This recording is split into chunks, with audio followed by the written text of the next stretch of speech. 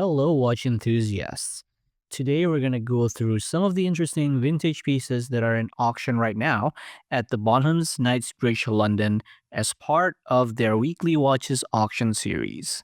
The auction is ending on February 5th at 12 p.m. GMT or 7 a.m. Eastern Time. We are going to start today's video with a 35mm stainless steel Jaeger-LeCoultre Triple Calendar wristwatch from the 1948. So the 1940s were a time of technical refinements for JLC. The brand had already developed ultra-thin caliber as well as the revolutionary Atmos clock in the 1930s. So in the 1940s, they were focused on creating practical yet complex complications like triple calendars and moon phases. The triple calendar example we have right here is one of the brand's early ventures into highly functional calendar watches. Mind you that in the 1940s, having a watch that displayed the day, date, and month was an impressive achievement. Fast forward to today, where that technology is more easily accessible, this particular watch becomes a good entry point into triple calendars because JLC watches from this era are often undervalued. From the picture, the stainless steel case doesn't show any major defects, although the condition reports say there are scratches and nicks throughout. But that is probably expected for a watch from the 1940s.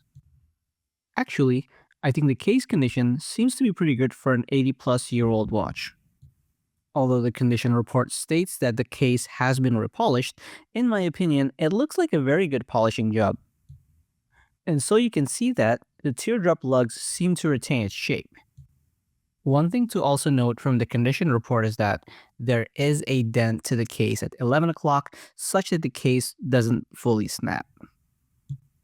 The dial also seemed to be in good condition, and it's always nice when you see consistent condition between the case and the dial. According to the condition report, the dial may have been refinished, but it will be hard to tell from the pictures. If it was indeed refinished, they probably did a good job with the hour and calendar numerals because I can't seem to spot any indication of reprinting or refinishing from the pictures. The hour, minute, and seconds hand are in Breguet style and are showing rust on different parts. The date hand, as you can see here, is entirely rusted. It seemed to be the only part of the watch in my observation that I think is not in the best condition. Based on the condition report, the minute hand is slightly bent and the day and date function is not advancing at midnight. This means buyers will probably be on the hook for a full service plus replacement parts. And with older watches like these, the replacement parts will probably take some time. According to the description, the strap is an alligator leather, but hard to assess the condition just from the picture. The watch is estimated between $1,200 and $1,900 plus buyer's premium. As it currently stands, it's at $1,200 US plus buyer's premium. The next lot we want to highlight is an 18-karat gold dress watch from Recta with a concealed dial. The description of the lot states that this watch was imported to Glasgow in 1928. Around that same era, JLC developed the Reverso, which was quite a novel design at the time because Reverso's case back can be flipped up front to protect the crystal. This watch seemed to follow the same function, but with a different design.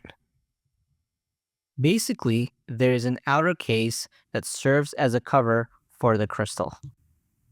Now, I want to speculate that they were probably competing with JLC at that time to solve the common issue for polo players to protect their watches during the game. But that's just my guess. The watch brand itself, Recta, was established in 1897. Based on what we read about this watch brand, they were originally manufacturing chronographs as well as products for the Swiss military, including compasses and matchboxes. So definitely, there's some military heritage there. From the picture, the gold case seemed to have tarnished, and they are pretty evident across the case along with the scratches. but the watch is almost 100 years old, so I would actually be surprised and suspicious if it is in a different condition. The dial certainly has aged and showing heavy patina and damage consistent with the case. However, we know some collectors have a soft spot when it comes to gold raised brigade numerals and pointed hands, which is the case here. The dial certainly has been reprinted, as you can see in the pictures. To me, what's kind of a bit distracting is that there are parts of the watch that seem to be made of steel that are showing on the case, as well as the crown that also looks stainless steel. That's just some small details that probably buyers might have mixed feelings over. The watch comes with what looks like a really old brown leather strap. It's estimated at between $1,200 to $1,500 US plus buyer's premium, and so far no bidders yet. Next up, we have one of the Dirty Dozens, a 36mm stainless steel Vertex military watch. For those who may not be aware, Dirty Dozen in the watch world refers to a group of 12 watch manufacturers including Omega, JLC, and Longines, who become the suppliers for the British military during the World War II. These watches have standard design, simple round stainless steel case, native strap for durability, luminous dial for field operations, seconds register at 6 o'clock, bigger crown for easier winding, and arrow markings on the dial indicating that it was applied for the British Ministry of Defense at that time. They also come with some markings on the case back indicating its military origin. In terms of condition, scratches along the case usually comes with watches that has military provenance like these. Edges of the case are where the scratches seem to be the most severe, and you can see here that it has lost a lot of chrome plating in those areas. The dial is not in the best condition, with strong discoloring and spot marks throughout. It seemed to still has the original radium materials, including on the hour and minute hands, hour marks, as well as the lume plots. From the texture of the dial, it seems that there is water intrusion as well, so I wouldn't be surprised if there is also rust in parts of the movement.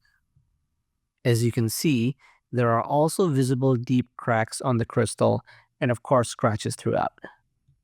Overall, I wouldn't be surprised if this watch actually did go to war. It's estimated at between $900 to $1,100 US plus buyer's premium. The next lot we want to highlight from this auction is the Jaeger-LeCoultre Ladies 18-karat gold manual wine watch from the 1970s. It's a rectangular dress watch from JLC's model line at the time called Club. So JLC produced a watch model called Club during the 1960s and 1970s. This model was designed as a pure classic dress watch, which often feature a simple dial with stick hour indices. The goal was basically to introduce a more affordable and therefore accessible alternative to their higher-end pieces so they can broaden their market base. Fast forward to now, the Club model becomes an excellent entry point for collectors seeking a genuine JLC heritage without a hefty price tag. The example we have here follows similar design philosophy of a straightforward classic dress watch, time only without seconds hand. Brigade numerals and hands for a true classic dress feel, and that's it pretty much. As simple as you can get out of a dress watch. The 18-karat case and bracelet looks to be in a decent shape, but there are strong signs of tarnish of the gold throughout, especially on the parts that is closer to the lugs, so it's very visible. Scratches are also pretty evident, but that always comes with a 50-year-old plus watch. The crown bears the JLC mark, and from this side view, we can see beautiful edges of this tonneau-shaped watch. Couldn't tell from the picture that the bracelet is original to the watch or not, but regardless, it fits the characteristics of this vintage timepiece. The picture from the side and the back shows the unique mechanism of the gold bracelet. I'm talking about that small handle attached to the bracelet, which appears to be there to firmly hold the position of the bracelet to the case. The case back also shows number of markings of the serial number. One thing to note is that it has 18mm width, and based on the proportion, the length looks like it's approximately 30mm-ish. The watch is listed as a ladies' watch, but these days, style go beyond what's defined in terms of size. So you often see vintage watches that some would categorize as a ladies' watch on the wrist of men. There's certainly a particular style how you can rock these kinds of watches, but for sure it's not uncommon these days for men to go with these watches. The watch is estimated at between $900 to $1,100 plus buyer's premium, and it's currently tracking at $1,200 plus buyer's premium. The next watch we want to highlight is a 27mm rectangular Omega de Ville reference 111070 from 1967 in 18-karat gold case with a 9-karat woven gold link bracelet. You all might be familiar already with the de Ville line from Omega, which is basically their dress watch model. So unlike the sporty and tool-oriented Speedmaster and Seamaster lines, the de Ville collection is all about simple sophistication and dressy aesthetics. It usually features slim profiles, polished cases, and exquisite dial designs that cater to those who prefer a more formal timepiece, and they often come in a precious metal, mostly yellow gold. One thing I learned about the de Ville model while making this video was that it's originally part of the Seamaster line back in the early 1960s. But due to its success, Omega decided to launch them in 1967 as a separate line, so all this happened pretty much around when this particular watch was released.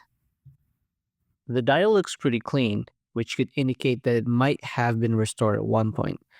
There are no visible marks, but the condition report states that there are light marks that are visible only with a loupe. The gold indices show tarnish, which is common for a watch at this age. The case may have been repolished at one point, but it still shows its original-like shape. The crown bears the Omega markings and also the 18-karat mark on the side of the crown. The back of the case does appear a bit too shiny, probably from previous polishing. But the woven bracelet really shows its age and probably due to the tarnish from lower karat gold compared to the case. Overall, the watch is still in a decent condition, showing sharp edges despite previous polishing. I'm not usually a fan of de Ville designs, but this one I find it well designed, so it may be a good collection for a dress watch.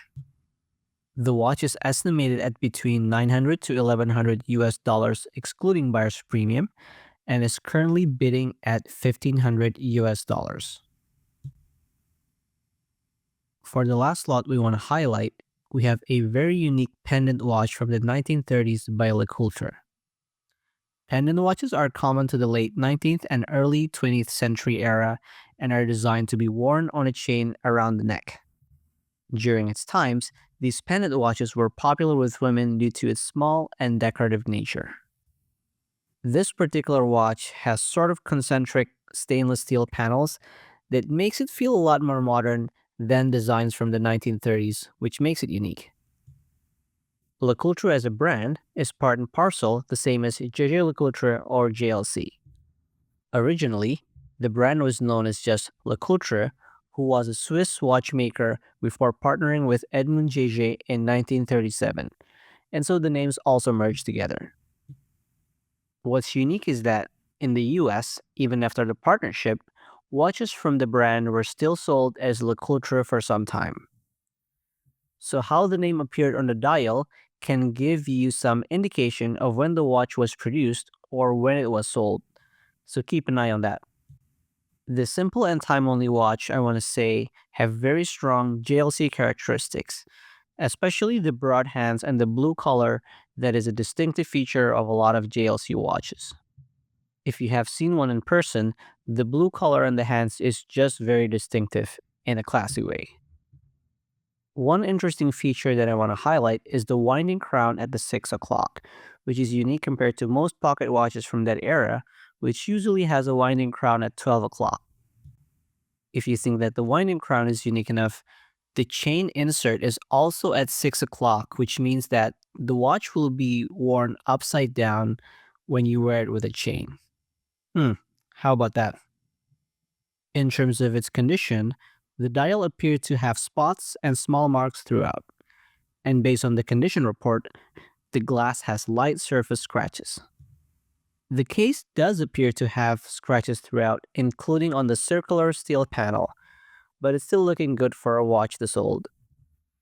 One thing to note is that there are visible nicks on the backside of the case, which appears to be pretty deep. This watch is estimated between $400 to $600 excluding buyer's premium, and it's currently bidding at approximately $600 excluding buyer's premium. So that's the end of a few highlights of this auction. If you have any thoughts or takes on these watches, and if there's any other pieces that is worth highlighting, please provide your comment below. Thanks for watching, and until next time.